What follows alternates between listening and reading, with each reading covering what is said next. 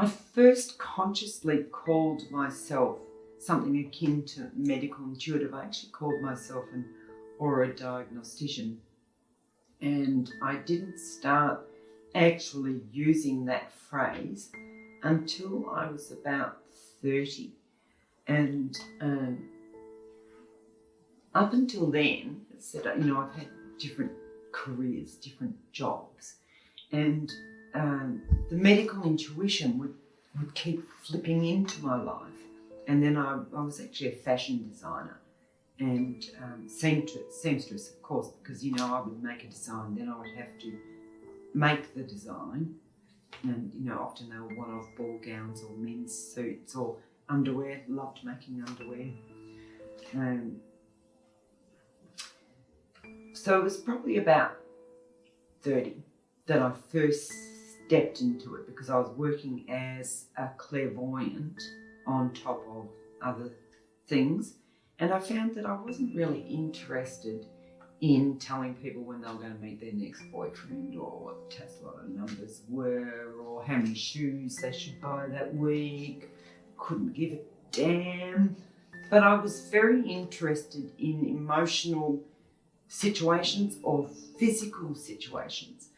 And I thought, how do I do this? Well, mainly I do it through listening to my guides and seeing the aura, the energy field. So I started calling myself an Aura Diagnostician, and I became so busy that I had no time for my other businesses, which was a shame.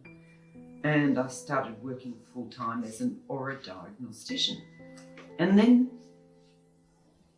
doctors started to hear about me and would come see me without telling me that they were a doctor, and they would kind of try and trick me, and I would get things right. So they'd say to me, oh, by the way, I'm a GP, I'm going to send clients to you.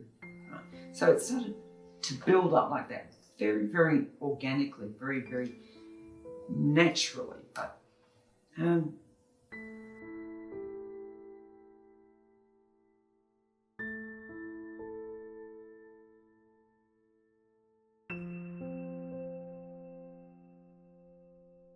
client came to me and there was something wrong, and I looked and I actually managed to diagnose breast cancer with them, and I was proven correct by her doctor, who then came to see me, and then she liked what I did and she sent me her boyfriend, and without telling me anything about him, and I actually diagnosed a kidney condition that she was suspecting, and because I had told her boyfriend about the kidney condition, he was more inclined to believe it, so he allowed her to test him, and it proved, So it's kind of like an ongoing build-up.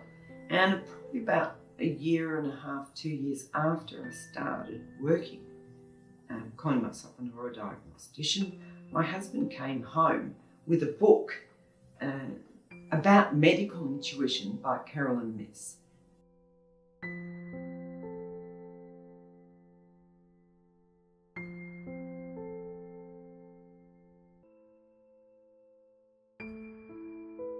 I'm actually interested in the body.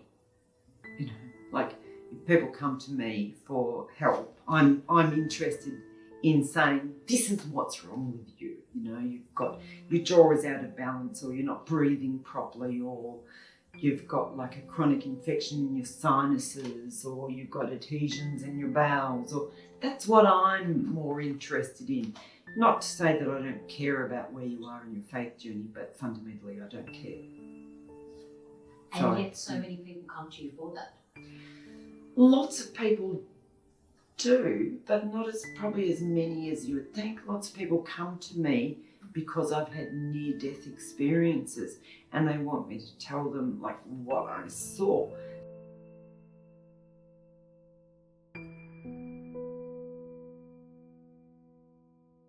The thing is that you can read all the near-death tales that you want to.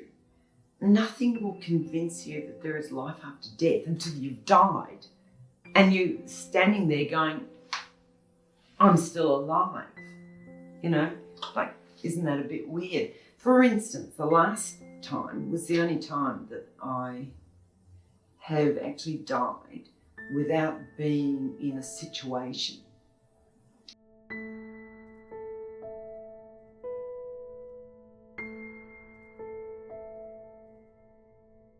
The first one, fire, and the second two, I was in surgery.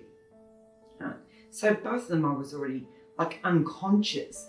So my spirit actually had to come out of my body and regain consciousness, and people go, oh, that's ridiculous. No.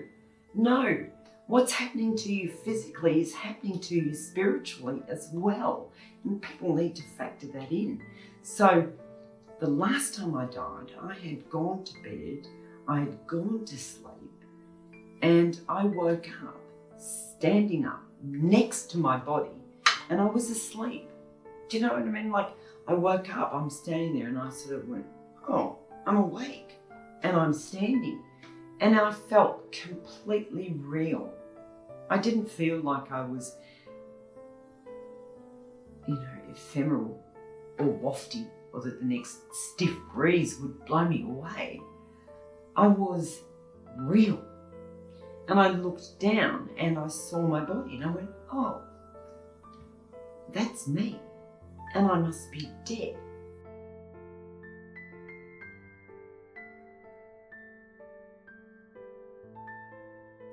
Because, I've astral travelled, and there are people who will tell you that astral travelling is the same as having a near-death experience. Well, I absolutely promise you it's completely different. And the people say that actually show that they've never had a near-death experience. The one thing you can guarantee is that they say that they've never had a near-death experience, because it's completely different from astral travelling. For one thing, when you're astral travelling, you're still connected to the body, and it's a choice. When you're dead, there is no connection, none at all. You don't feel fond of that body, you don't feel sad about that body. Somebody could come along and stab you 20 times after you're out of that body, and you'd go, I've got no use for it. Stab away. Does that make sense? I'm standing there completely untethered, looking at my body, going, oh, that's me, and my body is dead, and here I am. Do I want to be dead?